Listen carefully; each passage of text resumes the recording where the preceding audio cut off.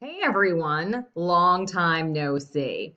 If you were following along on the interwebs on Schoology, you would have noticed that boys really,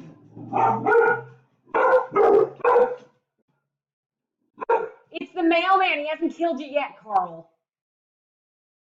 you would have noticed that you have an assignment that's due where you're going to fill out this sheet of all the stuff that I talked to you about. So the first thing we're talking about is the warm up and why you should do it.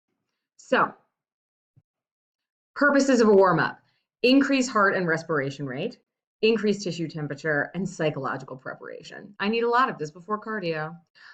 Increase heart and respiration rate. Why do we care about that?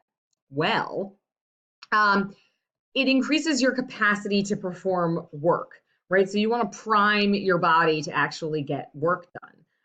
Increasing the blood flow to the muscle tissue is actually something that you definitely care about. Your muscles can't build, nor can they really produce very effective movements if there's no blood flow to them. If you've ever worked out while exhausted, or if you've ever worked out while cold, right, either because you didn't do a warm up or just because it was freezing, you'll notice that your movements are far less efficient than if your body was warmed up. Um, Increase oxygen exchange capacity. You're definitely going to want to have that if you're doing a lot of cardio, because the more oxygen that you can exchange per minute, the better you can perform. Okay. Increase tissue temperature. This is a big one.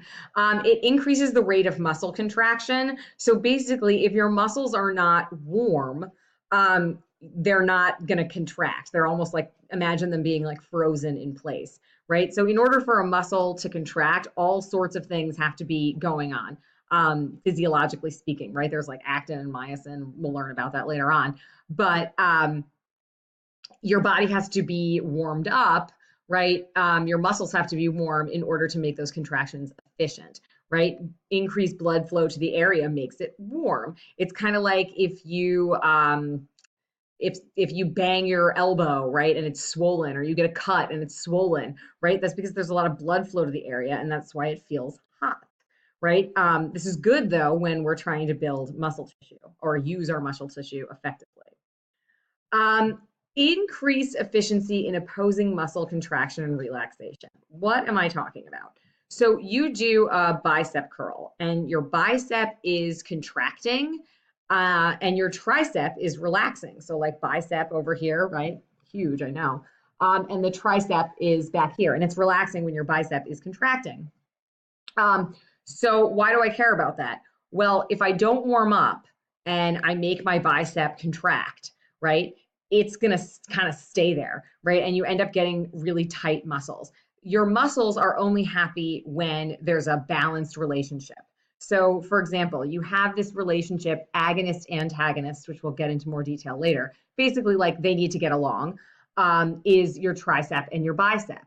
So if your bicep is contracting and your tricep isn't relaxing, then that's a big problem. And it leads to muscle imbalances, soreness, tight muscles, and then eventually you'll injure yourself.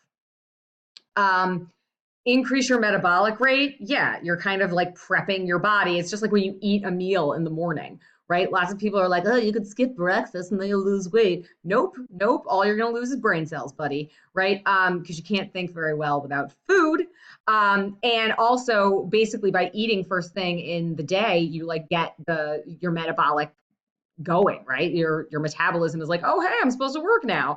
The same thing happens when you warm up, right? Your body's like, oh, hey, are we doing something? This looks like fun, right?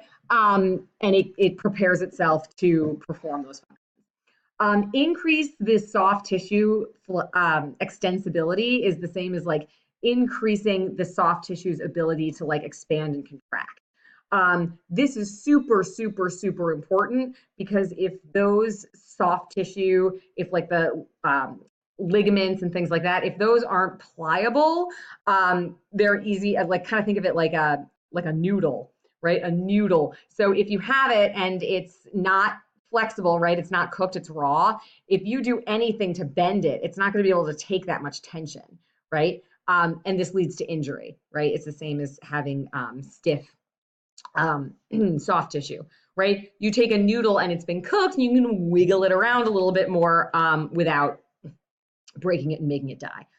The last thing that's important to note about a warm up is that it's going to look different depending on what program you're doing. So if you are looking at somebody who has been sedentary, they haven't been working out for a very long time, you're going to want to make that warm up last a real long time because their body needs extra time to prepare. Somebody who is in their strength endurance or their power level of their program, they might need a little bit less time. But usually what's going to happen is that it's going to be time spent in a different way. So beginners are going to spend a lot of their time doing isolated stretching and making sure that everything is sort of evened out. All those muscles are evened out before they start working because their muscles haven't been used in a while and they're probably not so evened out.